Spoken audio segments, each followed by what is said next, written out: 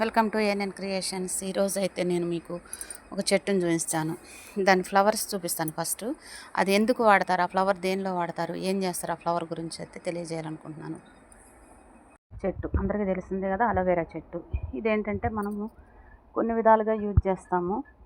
అది మీ అందరికీ తెలిసిన చిట్కాలే. నేనైతే వాటి ఫ్లవర్స్ని చూపిస్తున్నాను చూడండి. ఈ అలోవెరా ఫ్లవర్స్ ఇవి మనకి ఏంటంటే కూరలల్లో యూజ్ చేసుకుంటారు ఫ్రెండ్స్. చాలామంది తెలిసే ఉంటుంది, తెలియని వాళ్ళకి మాత్రమే చెప్తున్నాను నేను. ఇది కూరలల్లో మనం కరివేపాకు ఎలా పోపులో యూజ్ చేస్తామో అలా చేసుకోవచ్చు.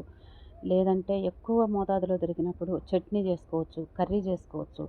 చాలా టేస్ట్ ఉంటుంది. ఇదైతే నేను ట్రై చేశాను ఫ్రెండ్స్, చాలా బాగుంది. తాలింపులలో కానీ లేకపోతే చట్నీకి కానీ కర్రీకి కానీ బాగుంది.